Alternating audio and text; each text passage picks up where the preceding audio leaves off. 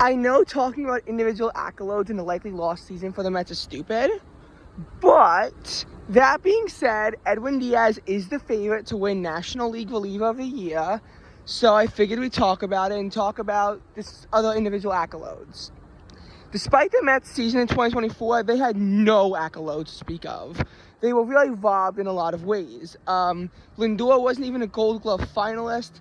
Alonso didn't win Silver Slugger at first base, and Vientos wasn't even a finalist over at third base.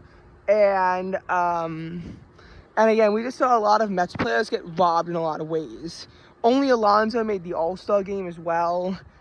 This year, we've already seen multiple Mets were able to make the All-Star game.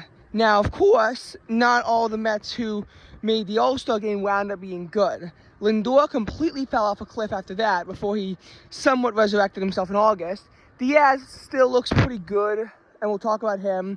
Peterson has just completely fallen off a cliff in the second half of the year.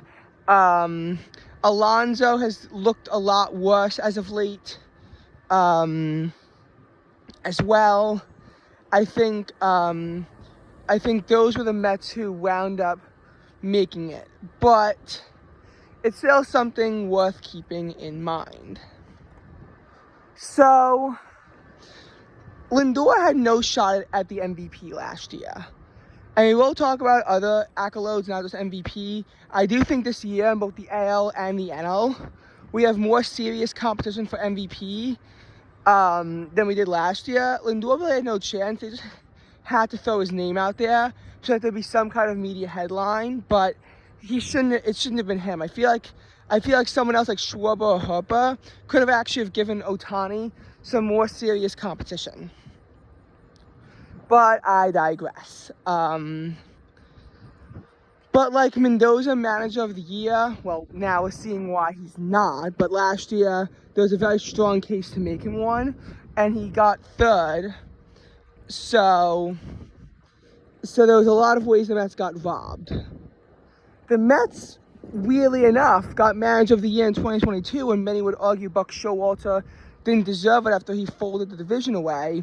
So the Mets got manager of the year in the year that they probably didn't deserve it, but not in the year that they did.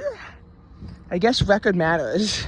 But yeah, it was weird. And I think 2022 we also saw Diaz win reliever of the year on the Mets.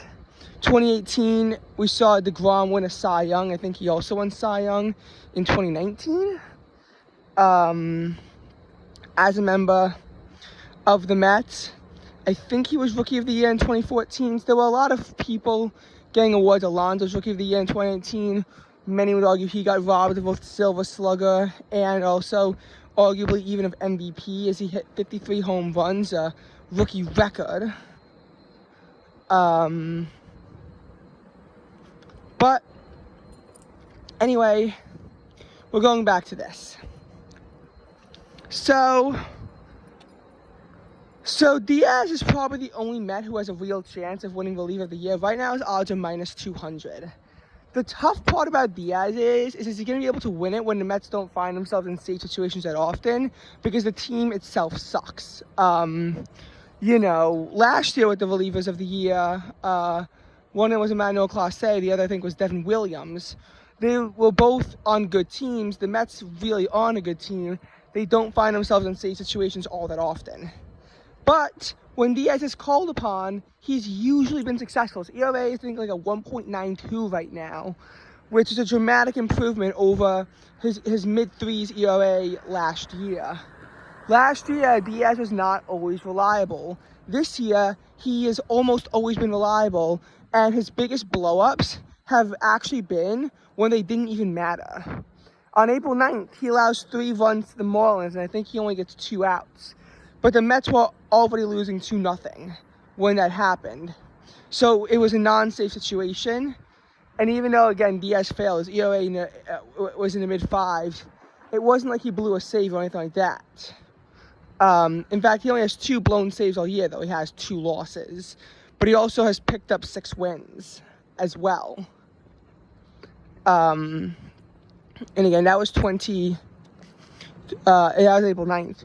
April 11th comes into a 7-4 game against the A's, does allow 2 runs, as the A's put up a big rally in the 9th.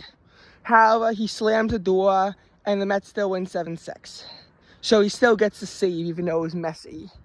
Similar story on April 21st. He comes into a 5-1 game with 2 on, so a safe situation. Allows a home run, but then gets 3 outs. So even though he allows a run, he still gets a save as the Mets win 5-4 in that game. April 23rd is actually messy because he gets injured briefly, or has an injury scare against the Phillies. So he allows the bases to be loaded with 1 out. He actually was in line for the loss before the team scored in the bottom of the 10th to walk it off, but he didn't get the win. Max Kranick did. Still, though, that was, just a thing. That was interesting.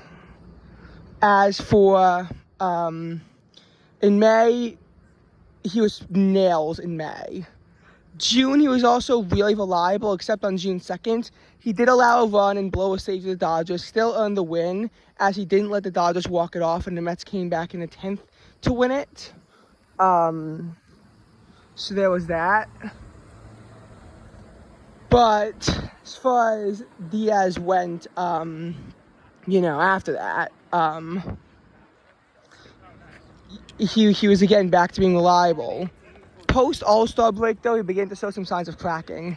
Against the Reds, they bring him in for a 4-out save, but he blows that save by allowing 3 base runners before he finally gets an out. Blows the save, somehow gets the win. It was so undeserved.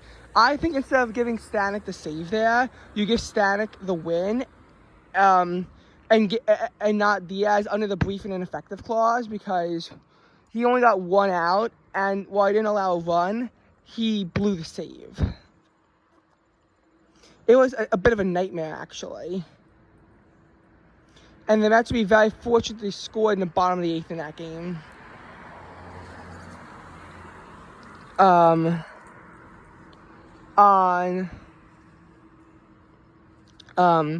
August 1st, extra innings, he allows the Giants to score a run.